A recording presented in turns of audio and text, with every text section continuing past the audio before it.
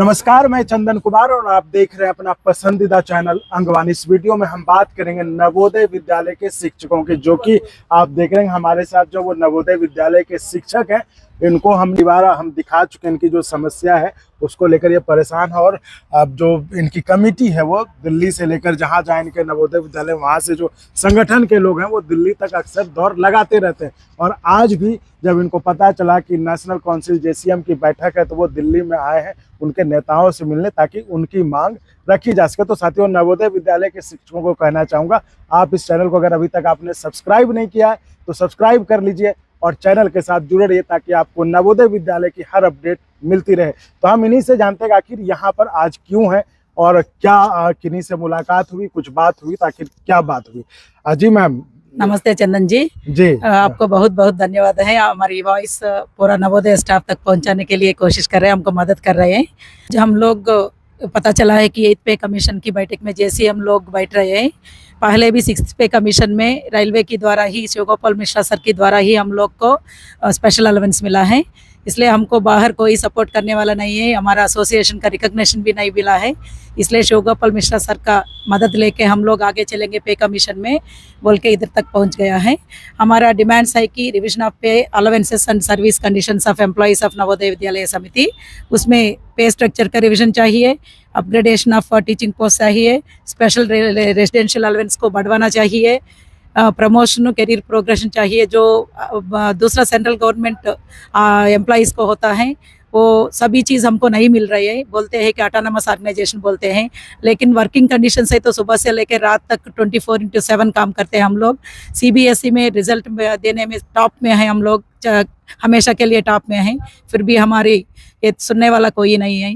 इसलिए हम सर का मदद लेके हमारे इश्यूज़ को रिजॉल्व करने के लिए, आप जैसे लोगों का मदद लेके चलने के लिए आगे आया है। पेंशन नहीं है, CGHS हेल्थ कार्ड्स नहीं है, और ग्रेच्युटी भी सभी सेंट्रल गवर्नमेंट एम्प्लॉय के साथ हमको नहीं बढ़ रहे हैं। इसलिए इसको लेकर हमारे रिटायर्ड एम्प्लॉइज़ बहुत मुश्किल से जीना पड़ रहा है।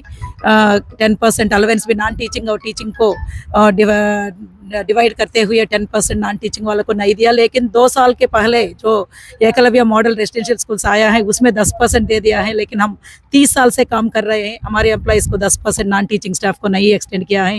ये सभी चीज़ों को लेके हम दिल्ली में घूम रहे हैं और सभी का मदद के लिए कोशिश कर रहे हैं। ये आप देखिए, आप लोगों को पहले भी हमने आपको सुना नवोदय विद्यालय, जहाँ पर हर माँ बाप जो है, कम से कम हमारे बिहार, यूपी, मतलब हर जगह हम जहाँ से आते हैं वहाँ की बात करें, लोग चाहता है कि हमारा बच्चे का एडमिशन हो जाए नवोदय विद्यालय में, क्योंकि नवोदय विद्यालय में पढ़ना मतलब एक कि बच्चा के भविष्य बन जाएगा। और इस बार तो मैडम आपके 5 सांसद भी आए हैं नवोदय विद्यालय के। हाँ सर, हमारा बच्चे संसद भी बन गए हैं। ग्लोबली नवोदय अलुमिनी संसद भी बन गए हैं। ग्लोबली नवोदय वाला पेंशन नहीं है, हमारे लिए लड़ने वाला कोई नहीं है।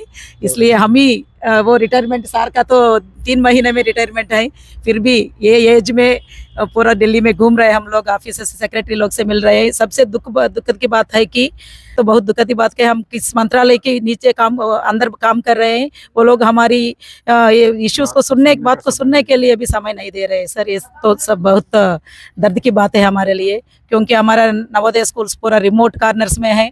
हम तो फैसिलिटीज़ भी नहीं है, हमारे बच्चों के लिए एजुकेशन 5th क्लास तक एजुकेशन भी नहीं है, फिर भी हम रूरल बच्चों के लिए भलाई के लिए काम कर रहे हैं। बच्चों IAS ऑफिसर्स बने, IPS ऑफिसर्स बने, CEOs बने, सब कुछ बने हमारे बच्चे स्टूडेंट्स, लेकिन हमारा लाइफ तो ऐसा है। ये तो बहुत दुखद की बात है हमको।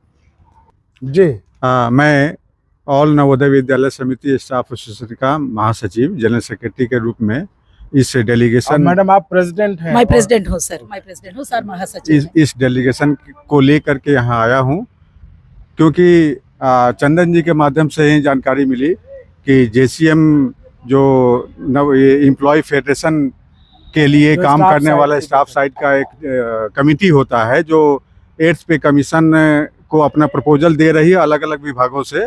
तो हम लोगों ने सोचा कि अपने विभाग अर्थात नवोदय विद्यालय में जो हमारी समस्याएं हैं या जो हमारी ज़रूरतें हैं, उन चीज़ों को हम एक सही प्लेटफॉर्म पे रखें सही समय पे, ताकि हमारी मांगें पूरी हों।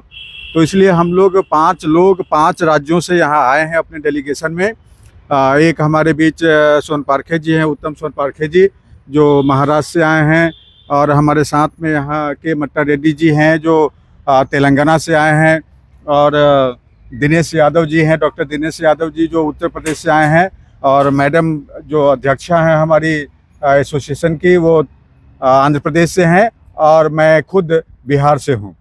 तो मैं इस वीडियो के माध्यम से सारे अपने नवोदय कर्मियों को ये बताना चाह रहा हूं कि हम लोग जिस मकसद से इस दिल्ली टूर को आए हैं, उस मकसद को पूरा करने के लिए हम लोग अभी जेसीएम की जहां बैठक चल रही है, वहां उस कैंपस में ही हम लोग खड़े हैं, और हम लोग इंतजार कर रहे हैं कि जेसीएम के जो सेक्रेटरी हैं शिव गोपाल मिश्रा जी, उनसे हम लोग मिल करके अपना प्रस्ताव 8th पे कमीशन को दें, ताकि हमारी मांगे पूरी हों। मांगों के बारे में मैडम अध्यक्षा ने आपको बहुत सारी चीज़ें बताई हैं। मैं एक बार फिर से उसको रिपीट करता हूं कि नवोदय विद्यालय में जो हम लोग रिमोटली काम करते हैं, वहां पे स्पेशल अलावेंस की आवश्यकता है, और 6 पे कमीशन ने 10% अलावेंस दिया, लेकिन हमारी विभागीय कमजोरी के कारण केवल टीचर्स को ही वो मिल पाया। हम लोग अब नॉन टीचिंग को भी ये 10% अलावेंस देने के लिए पूरी मजबूती के साथ 8th पे कमीशन को हम लोग प्रस्तावित कर रहे हैं, इस चीज़ को कि उनको भी दिया जाए। और इसके अतिरिक्त हम लोग एक और रेसिडेंशियल अलावेंस की मांग कर रहे हैं, जो लगभग 30% बेसिक पे का होगा। अब पे कमीशन को तय करना है कि वो कितना देंगे, लेकिन 30% हम लोगों को रेसिडेंशियल अलावेंस चाहिए, क्योंकि हम लोग जिस विकट परिस्थिति में काम करते हैं और जितना हमारा वर्किंग आवर है, उस वर्किंग आवर और विकट परिस्थितियों के कारण हमें कम से कम क्षतिपूर्ति के रूप में 30% हमें रेसिडेंशियल अलावेंस देना चाहिए सरकार को, और हम लोग इस प्रस्ताव को रख रहे हैं। उसके अतिरिक्त सीजीएस की फैसिलिटी हमारे यहाँ नहीं है, कैशलेस कार्ड की व्यवस्था नहीं है, जिसके कारण हमारे कर्मचारियों को जब किसी तरह की बीमारी की समस्या आती है, अस्पतालों में जाना पड़ता है, तो कई तरह की आर्थिक समस्याएं झेलनी पड़ती है। तो वो सुविधा ना हो, इसके लिए सीजीएस कार्ड की मांग कर रहे हैं हम लोग। साथ ही साथ अन्य आवासीय विद्यालयों में वार्डन की सुविधा है, लेकिन हमारे यहाँ वार्डन की कोई सुविधा नहीं है। इसके लिए हम लोग परसों हेडक्वार्टर में मीटिंग किया था कमिश्नर साहब से और सारे अधिकारियों से, वहाँ भी हम लोगों ने इस बात को मजबूती के साथ रखा। तो कमिश्नर साहब ने कहा कि अन्य विद्यालयों में जहाँ पे वार्डन की सुविधा है, उसका नियमावली मंगवा करके हम लोग भी इस वार्डन की व्यवस्था करने के लिए सरकार को प्रस्तावित करें, ताकि यहाँ वार्डन की सुविधा हो।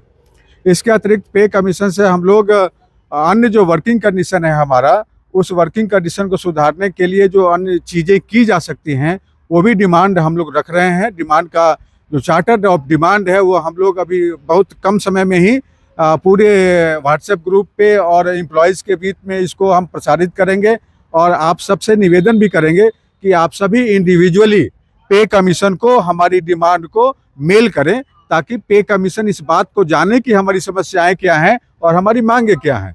और हम आपसे अपील करते हैं कि आप सभी लोग इसमें किसी तरह की कोताही नहीं बरतें। जैसे ही आपको हमारा ये सूचना जाए कि आप मेल करें अपनी डिमांड को, तो आप सक्रिय होकर के सारे डिमांड को आप मेल करें। तो मैं चंदन जी का धन्यवाद करता हूं कि आपके चैनल के माध्यम से हमें हमेशा सहायता मिलता रहा है। आपने हमारी आवाज़ को बुलंद किया है सरकार के सामने, जेसीएम के सामने और अन्य यूनियन के सामने। तो आपको मैं बहुत ज़्यादा शुक्रिया अदा करता हूं कि आपने हमें यहाँ भी मौका दिया है कि हम अपनी बातों को जेसीएम और पे कमीशन के समक्ष रख सकें।